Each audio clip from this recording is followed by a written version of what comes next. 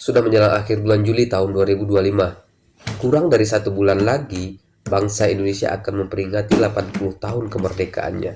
Katanya, ada yang spesial di 17 Agustus tahun ini. Yang spesial itu dalam babak penulisan sejarah Indonesia. Pemerintah Indonesia melalui Kementerian Kebudayaan, nomenklatur baru di pemerintahan Indonesia di bawah kepemimpinan Presiden Prabowo Subianto sedang dalam tahap menuliskan kembali sejarah nasional Indonesia. Nuansa dari penulisan sejarah ini seperti yang diungkapkan oleh Menteri Kebudayaan Fadlizon adalah sejarah dengan ton positif. Sebagai alumni dari ilmu sejarah, pernyataan ini menarik bagi saya. Seingat saya, waktu kuliah di program studi ilmu sejarah, saya belum pernah mendengar metode atau teori dalam penulisan sejarah dengan ton positif. Walaupun pada faktanya, Indonesia sudah pernah memiliki karya sejarah nasional yang diseragamkan. Persepsi saya dari ton positif ini mungkin sama dengan nuansa penulisan sejarah era Orde Baru dengan buku yang berjudul Sejarah Nasional Indonesia dengan tim penyusun yang terdiri dari Sartono Kartodirjo, Marwati Junet Pusponegoro, dan Nugroho Noto Susanto yang juga merangkap sebagai Menteri Pendidikan era Presiden Soeharto. Menurut Fadlizon, penulisan sejarah dengan ton positif ini tidak bertujuan mencari-cari kesalahan para tokoh atau pemimpin bangsa. Proyek penulisan sejarah ini merupakan upaya updating sejarah Indonesia yang terakhir kali diperbarui pada era Presiden Baharudin Yusuf Habibie. Pembaruan buku sejarah ini mengedepankan kepada sudut pandang Indonesia sentris untuk menghapus bias-bias kolonial, mengutamakan persatuan bangsa dan sejarah yang lebih relevan dengan generasi muda. Untuk meyakinkan lagi, saya mencoba brainstorming melalui ChatGPT. Hasilnya kurang lebih seperti ini.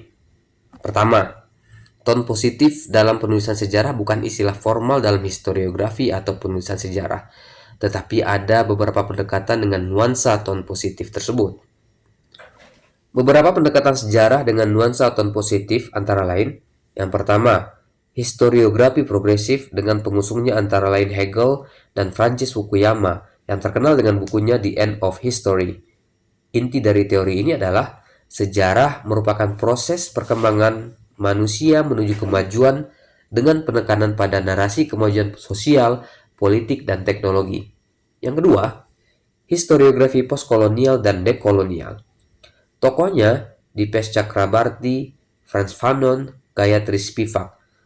Pendekatan sejarah ini adalah membedah warisan penindasan kolonial yang sekaligus menampilkan kebangkitan budaya dan nilai lokal, serta perlawanan aktif dari masyarakatnya. Penulisan sejarah dengan ton positif ini menuai kontroversi di tengah-tengah masyarakat Indonesia. Seperti yang kita tahu, beberapa bagian dari sejarah Indonesia masih ada yang belum selesai dan ada dalam area abu-abu. Ketika mendengar narasi ton positif ini dengan tujuan tidak mencari-cari kesalahan dan memunculkan persepsi publik akan ada penyeragaman cara pandang terhadap sejarah Indonesia, saya tiba-tiba ingat buku ini. Buku yang mengantarkan mahasiswa sejarah agar faham dalam melihat sejarah Indonesia. Dalam awal bab buku ini, terdapat satu pembahasan mengenai persoalan-persoalan dalam sejarah yang sepertinya menjadi keniscayaan dalam setiap masa. Ada 3 persoalan yang selalu muncul dalam menjadikan sejarah umat manusia. Tapi kali ini saya hanya akan melihat penulisan sejarah Indonesia dari 2 persoalan saja. Persoalan yang pertama, antara benar dan objektivitas dalam sejarah. Bahwa mencapai kebenaran dalam sejarah sudah disepakati kalau itu tidak mungkin.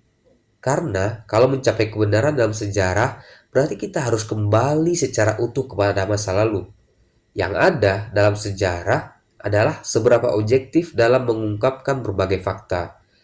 Dalam konteks penulisan sejarah Indonesia yang baru, ton positif ini seperti mengabaikan berbagai fakta keras dan lunak yang menjadikan perjalanan sejarah itu selalu berkembang.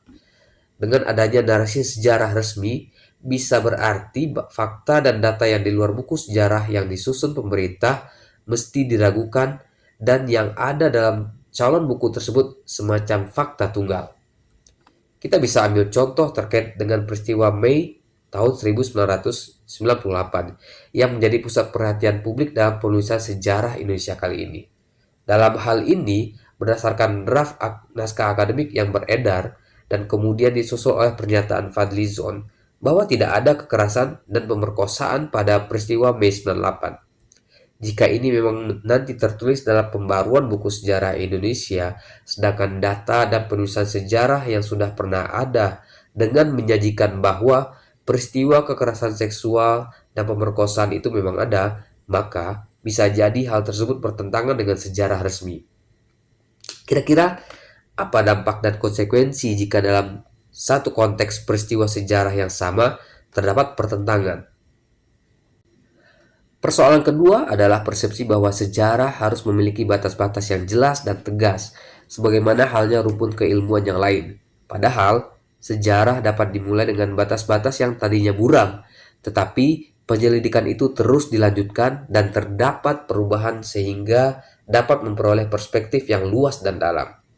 Sejarah itu bagaikan kepingan puzzle yang menyebar kemana-mana, dan kita yang di masa sekarang dan masa datang bertugas untuk mengumpulkan dan merangkainya sebagai suatu gambaran yang diusahakan menjadi utuh. Penulisan sejarah Indonesia di bawah Kementerian Kebudayaan dengan wacana penyeragaman, di mana asumsinya ketika seragam berarti sejarah Indonesia sangat terbatas. Jika itu terwujud, tetapi semoga tidak, sejarah bangsa ini akan kehilangan kebaruannya.